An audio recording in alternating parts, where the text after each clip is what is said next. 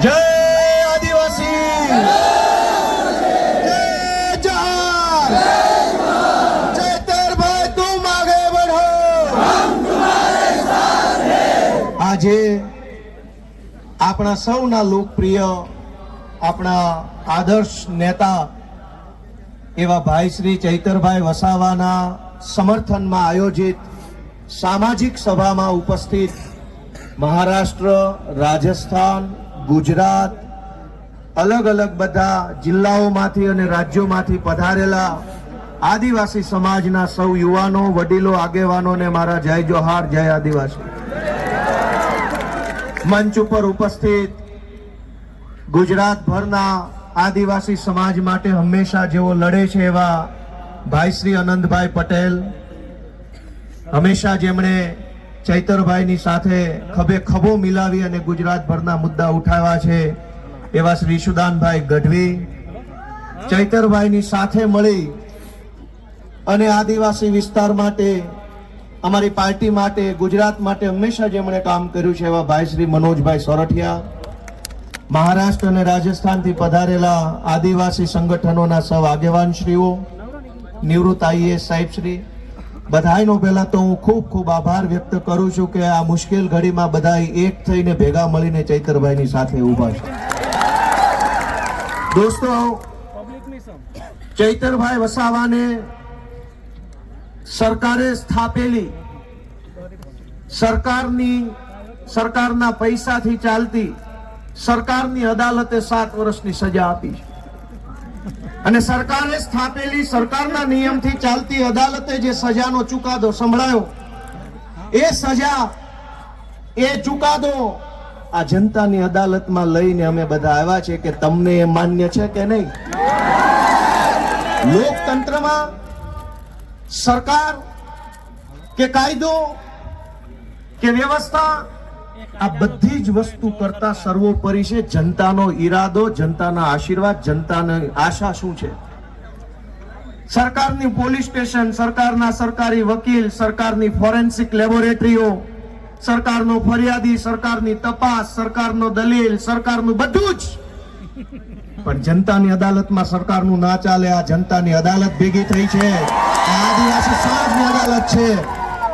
ચૈતરભાઈને સરકારની અદાલતે અને સરકારે ભેગા મળીને જે કાંઈ ન્યાય અન્યાય કર્યો એનો સાચો ન્યાય આદિવાસી સમાજની અદાલતમાં થવાનો છે અને નિર્ણય આજે અહીંથી આપણે કરીને જવાનો. દોસ્તો, સરકાર એમ કહે છે કે ચૈતર વસાવાને 7 વર્ષની સજા, આ જનતાની અદાલતના કરોડો ન્યાયાધીશો તમે અહીંયા ઉભા છો, તમે કયો તમે શું સજા કરશો ભાજપને? જો ભાજપની સરકાર ચૈતર વસાવાને 7 વર્ષની સજા કરે તો આ આદિવાસી સમાજની અદાલતમાં ભાજપને 70 વર્ષની જેલની સજા આપણે કરવાની થાય. આવનારા 70 વર્ષ સુધી ભાજપનું બટન નહીં દબાવવાનું અને એને સજા આપવાનો નિર્ણય આજે આ જનતાની અદાલતમાં થવો જોઈએ. લોકશાહીમાં જનતાથી મોટું હોય કોણ? જનતાથી મોટું કોણ? જનતાથી મોટી પોલીસ નહીં, જનતાથી મોટું જંગલ ખાતું નહીં, જનતાથી મોટા મુખ્યમંત્રી પણ નહીં, સૌથી મોટી જનતા. અને જનતાએ નક્કી કર્યું કે અમારો નેતા ચૈતર વસાવા છે. દોસ્તો, એટલે આ સજા માત્ર ચૈતર વસાવાને નહીં, જનતાને છે આ સજા. કેમ કે જનતાએ નક્કી કર્યું ને અમારો નેતા ચૈતર વસાવા. તો કરોડો લોકોને જે ચૈતર વસાવા ઉપર વિશ્વાસ છે, કરોડો આદિવાસીઓને જે ચૈતર વસાવાની ઉપર આશા છે, એને જેલમાં પૂરવાનો અર્થ એ થયો કે કરોડો લોકોને ભાજપની સરકારે સજા આપી છે કે તમારી પાસેથી તમારો નેતા છીનવી લીધો. અરે ભાઈ સાહેબ, કેટલા વર્ષો પછી ભગવાનના આશીર્વાદથી, પ્રકૃતિના આશીર્વાદથી, વડીલોના આશીર્વાદથી, હજારો વર્ષો પછી એક લડાયક ચૈતર વસાવા જેવો નેતા આપણા ગુજરાતના આદિવાસી સમાજને મળ્યો. અનેક લોકો ધારાસભ્યો બન્યા, સાંસદો બન્યા આદિવાસી સમાજના મત આધારે, પણ આદિવાસી વિસ્તારોમાં ચાલતી નકલી સરકારી કચેરીઓ ઉપર પહેલી વખત બોલ્યું કોણ? ચૈતર વસાવા બોલ્યા. અનેક લોકો આદિવાસી સમાજના મતના આધારે સાંસદો, મંત્રીઓ બન્યા, પણ આદિવાસીઓની જમીન ઉપર વિવિધ કંપનીઓ લાવી આદિવાસીઓને ખદેડવાનું કામ કરતા હતા. એની વિરુદ્ધમાં પહેલો મજબૂત અવાજ ઉઠાવ્યો કોણે? ચૈતર વસાવાએ. આ કેવડિયામાં, તાપીમાં, છોટાઉદેપુરમાં, ડાંગ જિલ્લામાં ચારો તરફ કંપની, થર્મલ પ્રોજેક્ટ, ફલાણો પ્રોજેક્ટ, ઢેકણો પ્રોજેક્ટ. આ તમામ પ્રોજેક્ટના નામે આદિવાસીઓને ઘર વગરના, જમીન વગરના, શિક્ષણ વગરના, આરોગ્યની વ્યવસ્થા વગરના કરવાના ષડયંત્રને રોકવાનું કામ કર્યું કોણે? ચૈતર વસાવાએ કર્યું. અને સરકારના પેટમાં તેલ રેડાયું કે આ ચૈતર વસાવા આદિવાસીઓને કાં આટલો બધો જાગૃત કરે છે? કેમ આદિવાસી યુવાનોને જગાડે છે? કેમ સુતેલો આદિવાસી સમાજને જાગૃત કરવાનું કામ કરે છે? ચૈતર વસાવાનો ગુનો એ નથી કે જંગલ વિભાગના કર્મચારી સાથે બોલાચાલી કરી. ગુનો તો એ છે કે જંગલની જમીન તમારી છે અને તમને અપાવવાની છે એવી જાગૃતિ સમાજમાં લઈને આવ્યા. ચૈતર વસાવાએ જો બીજા ભાજપના આદિવાસી નેતાઓની જેમ રૂપિયા બનાવ્યા હોત તો જેલમાં હોત કે ઘરે હોત? એક છે મોટા કદાવર આદિવાસી નેતા, 2000 કરોડનું મનરેગામાં કરી નાખ્યું. જેલમાં છે કે મેલમાં? આદિવાસીઓના મત લઈને, આદિવાસી વિસ્તારોની ગ્રાન્ટો ખાઈને 2000 કરોડ રૂપિયાનું બૂચ મારીને જો બેઠા હોત તો મેલમાં હોત. પણ જેણે આદિવાસીઓને પાય બચાવવાનું કામ કર્યું, આદિવાસી બાળકોના શિક્ષણ માટે લડાઈ લડ્યા, વિસ્થાપિતો માટે બોલ્યા, ગરીબ દીકરીઓ માટે બોલ્યા, તમામ પ્રકારની યોજનાના લાભ અપાવવા માટે બોલ્યા, એ ચૈતરભાઈને જેલમાં પૂર્યા છે. વિધાનસભામાં આજની તારીખમાં જેની ઉપર ગુજરાતની હાઈકોર્ટે આદેશ કર્યો હોય કે આ ધારાસભ્ય ઉપર બળાત્કારની એફઆઈઆર નોંધો, જેની ઉપર બળાત્કારની એફઆઈઆર છે એ આજે વિધાનસભામાં છે. આજની તારીખમાં ધારાસભ્ય છે, જેલમાં નથી બળાત્કારના આરોપી. જેની ઉપર મનરેગા કૌભાંડનો 2000 કરોડનો આરોપ છે એ વિધાનસભામાં ધારાસભ્ય થઈને બેઠા છે. જેની ઉપર જમીનો પચાવી પાડવાનો કેસ ચાલે છે 200 કરોડનો, એ અત્યારે ધારાસભ્ય છે. ગુજરાતના તમામ ચોર, લુચ્ચા, લફંગા, લબાડ, તોડબાજ, બળાત્કારી, ભ્રષ્ટાચારી, હલકા ધંધા કરનારા બધા જ લોકો આલીશાન જિંદગી જીવે છે. અને એક મામૂલી ગુનાની અંદર ચૈતર વસાવાને 7 વર્ષની સજા. 7મા ધોરણમાં ભણવામાં આવતું કે દેવડીએ દંડાય છે ચોર મુઠ્ઠી ઝારના, ને લાખ ખાંડી લૂંટનારા મહેફિલે મંડાય છે.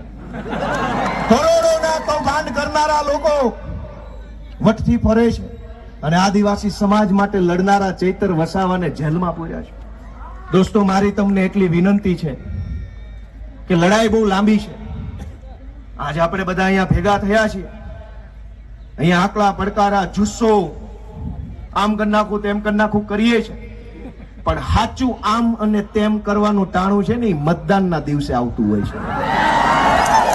લોકશાહી છે, આમ તેમ જે કાંઈ, અને નર્મદા જિલ્લા વાળાએ તો આમ તેમ કરીને બતાવી દીધું છે. જો આમ થાય, આમ તેમ કેમ થાય નહીં, ગઈ ચૂંટણીમાં કહી દીધું કે આમ થાય. બહુ ચોટા હતા, ઝૂકેગા નહીં સાલા. બઠા પાડી દીધા. વડાપ્રધાને અહીંયા સભા કરી, ગૃહમંત્રીએ સભા કરી, પ્રદેશ પ્રમુખે કરી, પણ નર્મદા જિલ્લાના આદિવાસીઓએ કીધું ઝૂકેગા નહીં સાલા, આવી જ જાઓ. આને કહેવાય અસલ ટાઈગર. પણ દોસ્તો, હું તમને છેલ્લી 2-3 વિનંતી કરવી છે કે ચૈતરભાઈનો ગુનો શું? આ ભાજપ વાળા ટીવીમાં, સોશિયલ મીડિયામાં ચૈતરભાઈને બદનામ કરવાનું કામ કરે છે કે એને વન વિભાગ વાળાને આમ તેમ કહી દીધું, ધાકધમકી કરી લીધી. તમારા વન વિભાગ વાળા, તમારા પોલીસ વાળાએ અમારી હારે જે ધાકધમકી કરી છે ને એની સજા 700 વર્ષ આપો ને તો ઘટે એમ છે. આખા ગુજરાતમાં સરકારી માણસો જનતા હારે કેવું વર્તન કરે છે? સરકારી મામલતદાર, સરકારી પીએસઆઈ, સરકારી ટીડીઓ, સરકારી પ્રાંત, સરકારી આરએફઓ, આ બધા જ લોકો રાજ્યની નાની નાની જનતા સાથે કેવું વર્તન કરે છે? ઈ વર્તનની જો સજા આપવા બેસીએ ને તો એકેય માયનો લાલ ઓફિસમાં બેસી નહીં શકે, બધાને જેલમાં પૂરવા પડે. ચૈતર વસાવાએ 4 શબ્દો શું કીધા તો માથું લાગ્યું. પણ દોસ્તો, ચુકાદો હવે જનતાની અદાલતમાં લાવવાનો છે. તમારે નિર્ણય કરવાનો છે કે આજ ચૈતર વસાવાને તમારા આશીર્વાદથી એક વખત ગુજરાતની સરકારમાં બેસાડો, પછી ખબર પડશે કે કેવી રીતે ન્યાય કરી શકાય. આપણે ક્યાં સુધી અન્યાય સહન કરવાનો? માંડ કરીને એક નેતા મળે, એક બાજુ બધા જ ભ્રષ્ટ નેતાઓ સમાજ માટે બોલે નહીં, લડે નહીં, અવાજ ઉઠાવે નહીં, ચૂપ થઈ જાય. એક બાજુ માંડ એક બોલનારો નેતા મળ્યો હોય, એને જેલમાં પૂરી દેવાનો. ગુજરાતભરની જનતાને હું તો વિનંતી કરું છું, માત્ર આદિવાસી સમાજ નહીં, જે કાંઈ પણ થોડા ઘણા બોલનારા નેતા વધ્યા છે ને, એની સાથે રહેજો, એને ટેકો આપજો, એની પડખે રહેજો, નહીતર ગુજરાતમાં કોઈ બોલે છે. સરકાર એમ ઈચ્છે છે કે કોઈ પણ માણસ ભાજપની સામે બોલવો ન જોઈએ, કોઈ માણસ ભાજપની સામે અવાજ ન ઉઠાવવો જોઈએ, એવું સરકાર ઈચ્છે છે. પણ કેટલાક માણસો ચૈતર વસાવા હોય, એ પ્રકૃતિમાંથી પેદા થયેલા હોય, કોઈના બાપથી નો બીવે, સરકાર હોય કે ફરકાર હોય કે જે હોય છે. અને આ જળ, જમીન, જંગલ કોનું છે? સરકારનું છે. સરકાર નહોતી, જે દિવસે આ દેશમાં સરકારો નહોતી ત્યારે જંગલ હતું કે નહીં? જે દિવસે આ દેશમાં કોઈ સરકાર, કોઈ પાર્ટી નહોતી ત્યારે જમીન હતી કે નહીં? અને જે દિવસે આ ભાજપ પાર્ટી કે એના નેતાનો જન્મ નહોતો ત્યારે આ ધરતી પર જળ હતું કે નહીં? તો ભાજપ વાળા પેદા નહોતા થયા ત્યારે જળ હતું, ભાજપ વાળા પેદા નહોતા થયા ત્યારે જમીન હતી, ભાજપ વાળા પેદા નહોતા થયા ત્યારે જંગલ હતું, અને ભાજપ વાળા પેદા નહોતા થયા ત્યારે આદિવાસી પણ હતા આ દુનિયા ઉપર, આ દેશ ઉપર. તમારી પોલીસ, તમારું ફોરેસ્ટ, તમારા બધા માણસો એ તો હમણાં આવ્યા. આ તો સદીઓથી હાલતી આવતી વ્યવસ્થા છે ને, એને સંભાળીને રાખનારો આદિવાસી સમાજ છે. દોસ્તો, આદિવાસી સમાજ જળ, જમીન, જંગલની રક્ષા કરે, અને આદિવાસી સમાજની રક્ષા ચૈતર વસાવા કરે છે. એ વાત ભાજપ વાળાને ગમતી નથી. દોસ્તો, અમારી લીગલ ટીમે મહેનત કરી અને હાઈકોર્ટમાં અપીલ ફાઇલ કરી. જે કંઈ પણ ખેડૂતો, બહેનો, ચૈતરભાઈ અને શકુંતલાબેન સિવાયના બીજા જે કાંઈ મિત્રો જેલમાં છે, અને ચૈતરભાઈ સહિત બધાય, એમની અપીલ હાઈકોર્ટમાં ફાઇલ કરી. અને શકુંતલાબેન જે નાનું બાળક છે એમને હાઈકોર્ટે છોડી મૂકવાનો આદેશ આપ્યો. આપણા માટે બહુ સારી બાબત કહેવાય. અને બહુ જલ્દી તમામ આપણા જે કાંઈ પણ સાથી મિત્રો જે નિર્દોષ જેલમાં છે એમને પણ વહેલી તકે જેલ મુક્તિ થાય એના માટેના તાબડતોબ પ્રયત્નો સતત ચાલુ છે. અને બહુ વહેલી તકે આપણને સારા સમાચાર મળે એવી હું આશા રાખું છું. આપ સૌને મારી એક જ વિનંતી છે કે આ લડાઈમાં ચૈતર વસાવાને, એના પરિવારને, એના બાળકોને ક્યાંય પણ એક સેકન્ડ પણ આપણે બધાએ, હું અને તમે ભેગા મળી એકલા નથી પડવા દેવાના. જ્યાં જરૂર પડે, જેવી જરૂર પડે, જ્યારે જરૂર પડે ત્યારે આપણે બધાએ સાથે ઊભું રહેવાનું છે. અમે બધાએ આજે સાથે છીએ. ચૈતરભાઈ સાથે બહુ પારિવારિક સંબંધ છે મારે. આમ તો હું જે કાંઈ બોલું છું આજે બહુ દુઃખ થાય છે. વિધાનસભામાં ચૈતરભાઈ મારી બાજુમાં બેસે, અમે ખૂબ વાતો કરી, મારી બાજુમાં ઊભા આદિવાસી સમાજના અધિકારો વિશે પૂરી તાકાતથી બોલતા હોય છે. અને એટલું સરસ રીતે આમ છાતી કાઢીને સરકારની આંખમાં આંખ નાખીને કહેતા હોય છે કે ભાજપ વાળાને ગમતું નથી. ભાજપ વાળાને એ વાત ગમતી નથી કે એક આદિવાસીનો છોકરો વિધાનસભામાં ઉભા રહીને મંત્રીઓની ફોજ, મુખ્યમંત્રી બેઠા એની સામે આંખમાં આંખ નાખીને બોલે છે કે આ જળ, જમીન, જંગલ અમારું છે, તમને નહીં ઘૂસવા દઈએ. બીજા પણ આદિવાસી નેતાઓ છે. યસ સર, જી sir, ticket sir, please ticket. Sir, સમાજને છેતરી જાય, વાંધો નહીં, સમાજને આંખો બંધ કરાવી દઈશ, હું ગાડી દઈશ, મને ટિકિટ આપો એટલે હું મારા સમાજને છેતરીને મતલી આવીશ. આનંદભાઈ પણ જોતા હશે, આનંદભાઈ પણ બોલે છે વિધાનસભામાં પૂરી તાકાતથી આદિવાસી સમાજ માટે. એ ચૈતરભાઈ ની પેલી બાજુ બેસે. દોસ્તો, 2-3 માણસ બધ્યા છે, ગમે તેટલી મોટી સરકાર હોય એની સામે પણ આંખમાં આંખ નાખીને બોલવાની હિંમત રાખે છે કે તું જે હોય તે, હું મારા સમાજ માટે બોલવા અહીંયા આવ્યો છું. દોસ્તો, તું જે હોય તે, સરકાર હોય તો ભલે, રાષ્ટ્રપતિ હોય તો ભલે, ને તું મોટી તોપ હોય તોય ભલે, મને તો અમારા આદિવાસી સમાજે, અમારા ખેડૂતોએ મત આપ્યા છે તો હું એમના માટે બોલતો રહીશ. આજે હું પણ, મને મત આપનાર ખેડૂતો છે, કાઠિયાવાડના ખેડૂતોએ મને ધારાસભ્ય બનાવ્યો, આદિવાસી સમાજે ચૈતરભાઈને ધારાસભ્ય બનાવ્યા. અમને મત આપનારા લોકો માટે અમે બોલતા રહેવાના, લડતા રહેવાના અને ક્યારેય નથી ઝૂકવાના, એ સંકલ્પ અમે લીધો છે દોસ્તો. આપ સૌએ ચૈતરભાઈ વસાવાનો જુસ્સો વધારવાનું કામ કર્યું એ બદલ સૌનો હું આભાર વ્યક્ત કરું છું. જય આદિવાસી.